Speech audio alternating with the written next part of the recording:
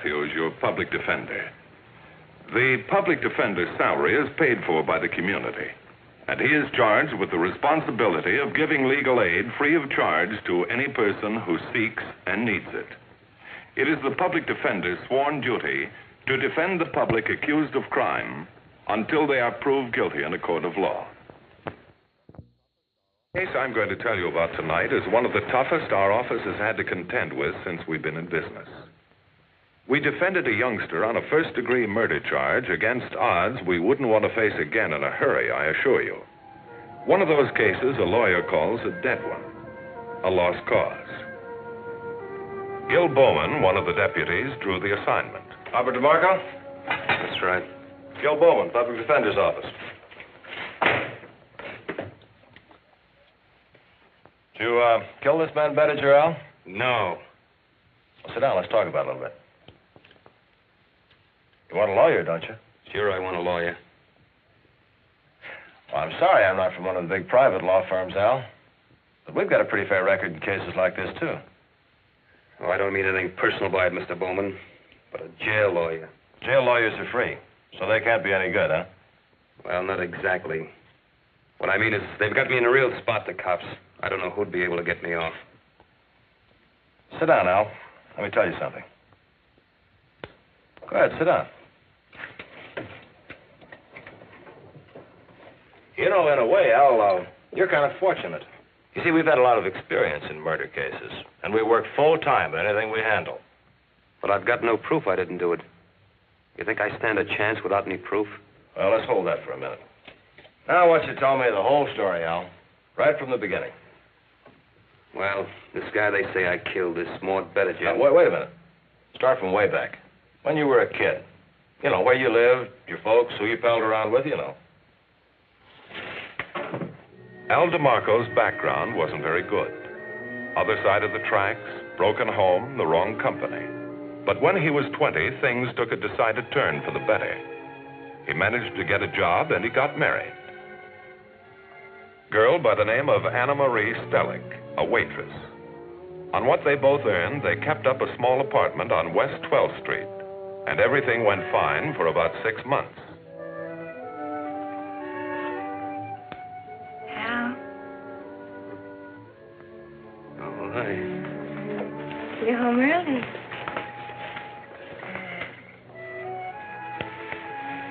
I couldn't wait. For what? You're not very bright, are you? To kiss you, dopey. So, kiss me.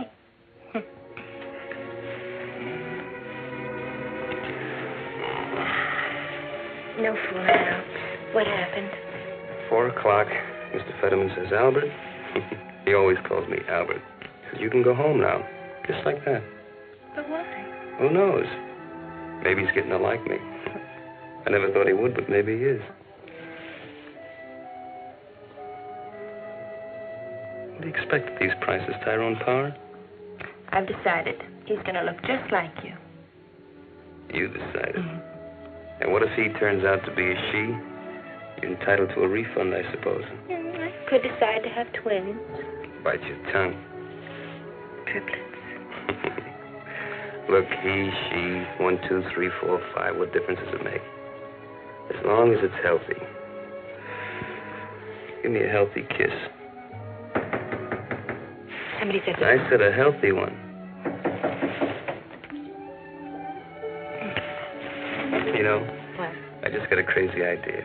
The way Fetterman's coming around the first thing in the morning, I think I'll hit him for a raise. Slabler hit you right over the head. What is it, honey? It's a telegram for you. What are you scared of? Open it.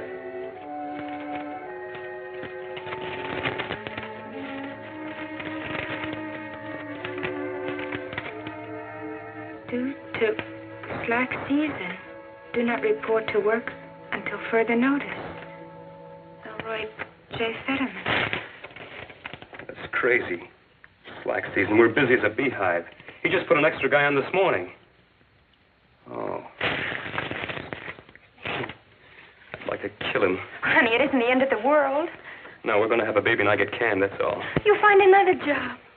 You don't remember so good, do you? How long I looked before I found this thing with Fetterman. How many places turned me down because I've got a record? How long do you think I can wait this time with you having a baby? I can work another 4 months, Al, maybe 5. Oh, we got plenty of time. You'll find something, I know you will.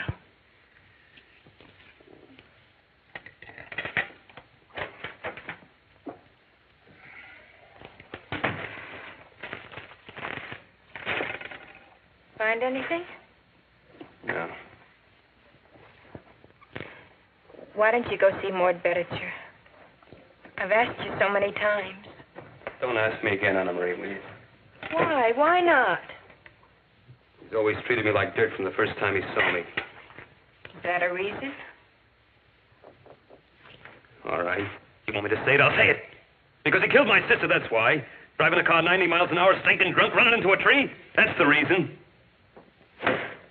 I'd rather be a garbage collector. Then be a garbage collector, be anything else.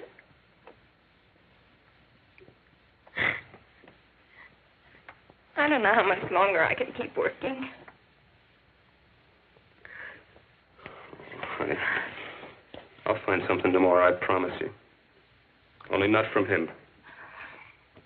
Help me set the table. You go get some rest. I'll take care of everything.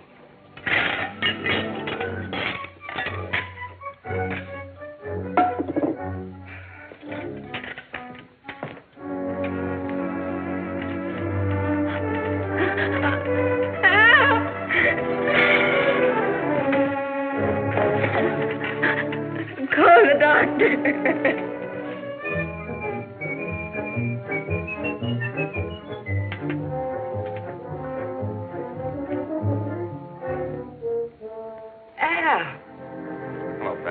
Al, I haven't seen you in a dog's age. How's Anna Marie? She's in the hospital. She lost the baby last night. Oh, that's a shame. And here I was thinking that you were doing well enough to be shopping for a present for her. Yeah. Is Mort Betticher around? In the office. He'll probably die laughing. I'm going to ask him for a job. Do you want me to talk to him, Al? No, thanks, Pat. I'd like to. You see, I never told you this, but the night the accident happened, he called me and I was busy. And then he called your sister Evie. Kind of makes me feel like a big sister to you, I guess. Let me talk to him. I want to. Oh, that's good of you, Pat, but no thanks. You and he still go on? I couldn't stand the uncertainty. How can you stand him? Oh, he has a certain amount of charm. Yeah, like a vulture. In case I'm on the floor, Charlie, the Red Ball messenger will pick this up at 4 o'clock. Goes to Leland Cameron. Spending $20,000 on a diamond bracelet for his wife. The fool. Wife, sweetheart, so long as he pays for it. Well, here goes. I'll see you, Pat.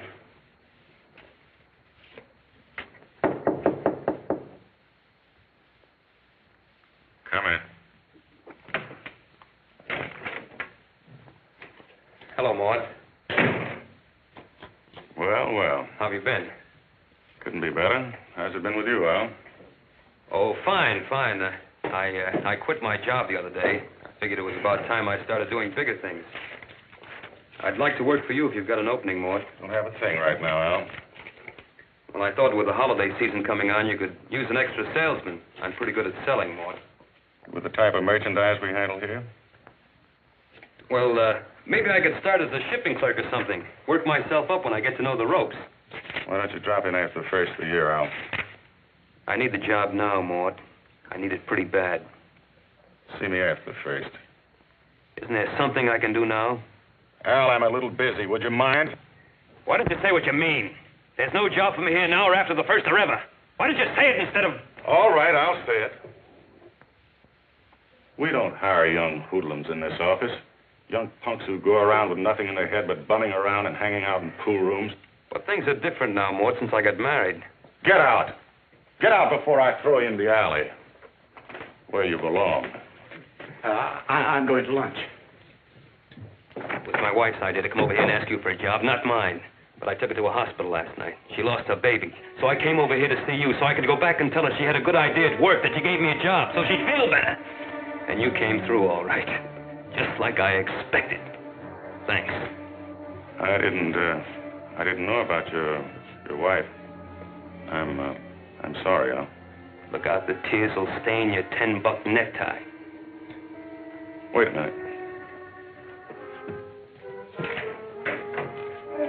What are you doing? I want to talk to you in private. I'd like to help you, but the best I can do is let you deliver an order for me. I'll pay you $5. Thanks for nothing. I need a steady job, not just one order to deliver. There'll be more when the holiday season starts. Enough to keep you busy full time, maybe. That doesn't sound so bad, does it? Well, no. Look, Al, you come back in about a half hour, about 12:30. You knock at the back door, and I'll bring out the package. Come in through the alley with the rest of the trash, huh? So 12:30, he hands me the package, and he's real palsy-walsy. Even says I could use his car to make the delivery. So I pull up in front of my house. As I get out of the car, two guys I never seen before walk up to me. You Al DeMarco? What's up? Police officers. What do you want? Whose car are you driving, Al? Well, this belongs to a friend of mine, Mort Bettinger. What's in the package you got there next to you on the seat? Oh, this? I'm delivering it. That's what he loaned me the car from Mort Bettinger to make a delivery.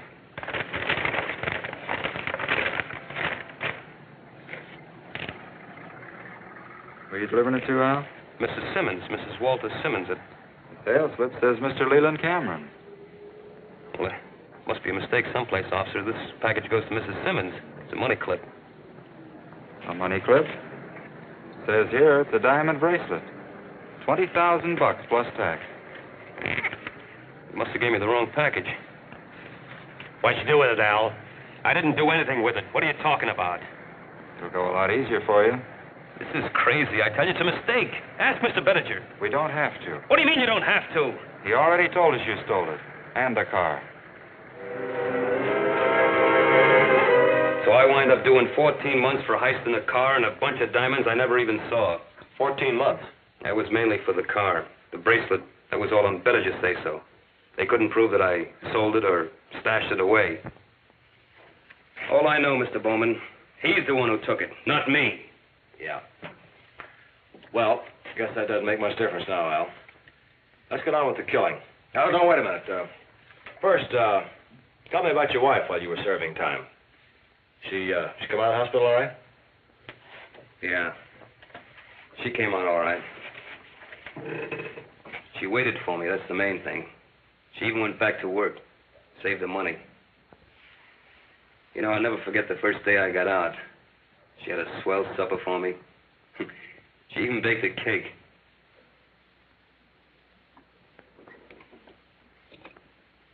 Happy New Year, darling. Happy New Year. Beginning in April? Beginning of the year for us.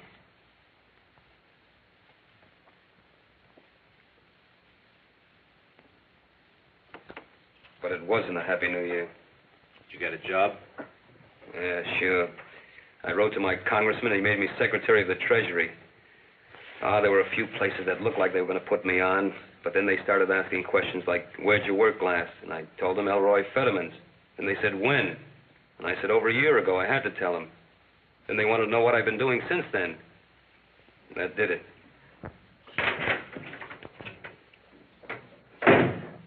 Well, well, look who's here. What do you want? I want to talk to you. I've got nothing to say to you. Sure, you've got nothing to say to me. What's there to say to me after framing me, making a jailbird out of me, so I can't get a job, so I can't even support my wife? Framing you? That's what I said, framing me. You got $20,000 worth of diamonds framing me. Why, you dirty little crook, get out of here. I'm going to take those 14 months right out of your heart.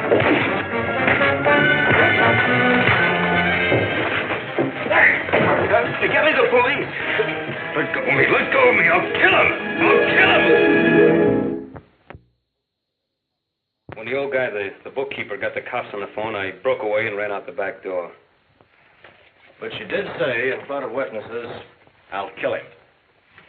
But I didn't do it. I never even saw him again after that. All I know is the next morning the cops arrest me. They say I killed Bettinger in his office by stabbing him with a letter opener the night before about 9:30. Did you ever touch that letter opener, Al? Leave any prints on it, I mean? I've never even seen the thing in my life. But I can't prove I don't have any prints on it. The cops say it's gone, disappeared. Said I stashed it away someplace. About the time Bettinger was killed, Al, where were you? I was out walking the streets by myself. What streets? Oh, down by the markets, the wholesale markets. Anybody see you? You meet anybody? Did you stop in any place for coffee, cigarettes, paper, anything? No, it was pretty late at night. Everything was closed. I don't remember seeing anybody I knew or anybody seeing me. All I know, Mr. Bowman, I didn't do it. I know the police say that I have a record and I have a motive for doing it, but believe me, I didn't do it. Somebody else did it. Bowman put investigators to work trying to dig up Patricia Murray and an alibi witness for his client. But he drew a blank on both counts. The jury was all picked and the trial set to start the next morning when one of the investigators came in to report that he had found Patricia Murray. Miss Murray? Yes. My name's Bowman. I'm Al DeMarco's lawyer. Do you mind if I come in? No, by all means. Thank you. I've read the story in the paper, Mr. Bowman. Won't you sit down? Thank you. The DA has an open and shut case, Miss Murray. About the only chance of saving the kid is to dig up another suspect. That's why I... Haven't you found anybody at all? You're our only hope. If you can think of anyone who even might have wanted to kill Bettinger, anyone the police and I might have overlooked, I sure wish you'd tell me. Nobody. I told that to the police when they asked me. Oh, you've talked to them? When? A day before yesterday, when I got back to town. You see, I've been living at the Ardmore in Atlantic City since, about 6 weeks before Mr. Bettinger passed on. I knew the police would be interested in talking to anyone who knew Mr. Bettinger, so I went over to police headquarters voluntarily. And? Oh, I guess I didn't have anything of importance to tell them. And I did want to help Al so much.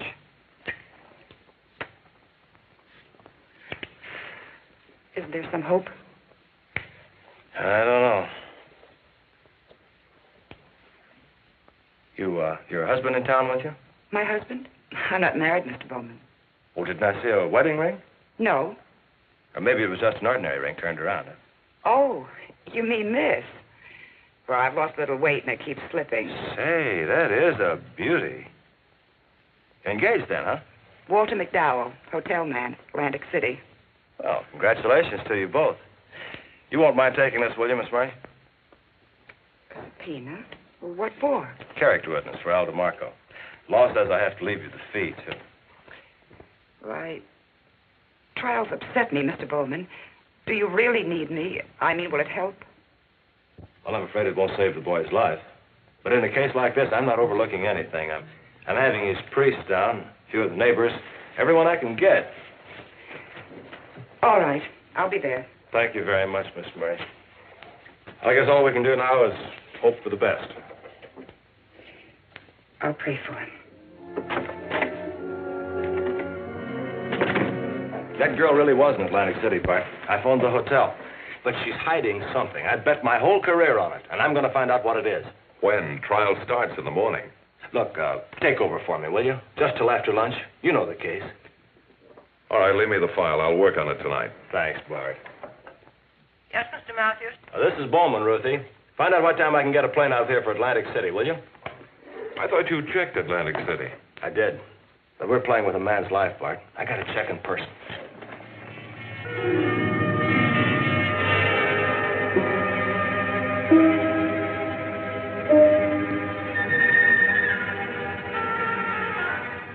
Hello, Bart. Gil, listen. Where are you? I'm in the hotel manager's office in Atlantic City.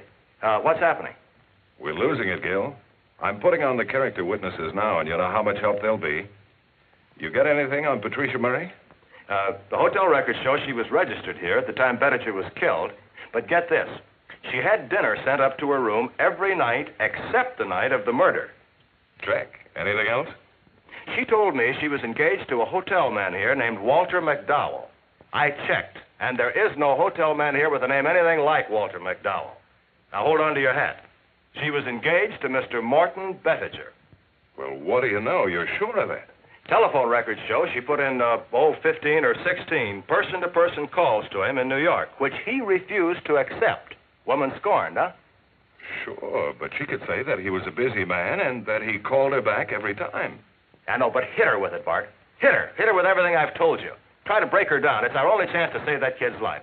Yes, I admit it, but... In fact, you hated him. You hated him so much you killed him. Isn't that so, Miss Murray? No, we weren't on good terms, but I didn't hate him. I loved him, and I didn't kill him. Your Honor, once more I must ask, how long is counsel going to keep this up? He has had his answers over and over again. And I repeat the motion I made almost 3 hours ago that the witness be excused and this entire line of questioning be stricken from the record. The jury is instructed to disregard such testimony in arriving at its verdict. And the witness is excused. If Your Honor, please. I ask that the witness remain for additional testimony. Who are you? My associate, Your Honor, Mr. Bowman of my office. He's been out of town trying to find some new evidence. Well, has he found any? Yes, Your Honor, I have. Mr. Matthews, would you hand me the murder weapon, please? It's in the briefcase, Mr. Matthews.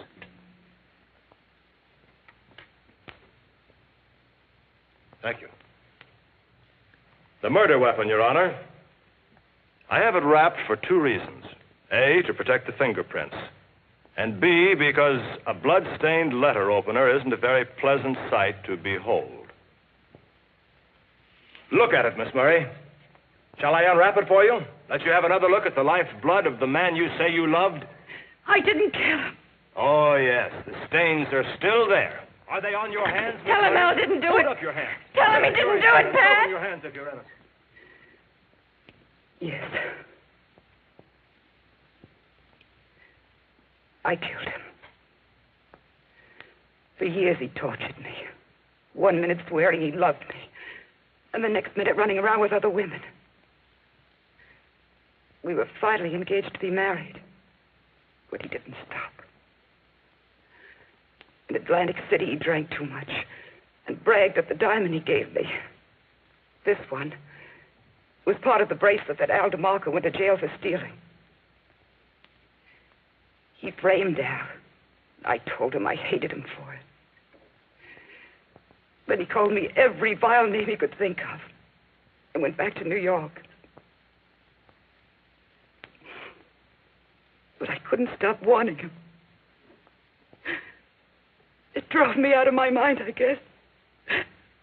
And I killed him. Yes? The district attorney on one, Mr. Matthews. He's called you twice in the past 15 minutes. All right, I'll take it. Matthew speaking. He did? Well, it was an oversight, I'm sure. Yes, I'll tell him right away. Our friend, the able prosecutor, says that in the excitement you walked off with the evidence, the murder weapon. Oh, yes, I did. Take it down to him right away, will you, Gil, before anything happens to it? Okay. Got an envelope? Yeah, sure. I want that handkerchief back, Bart. Cost me $1.50. Careful of the fingerprints. Now, look, I've handled murder weapons before.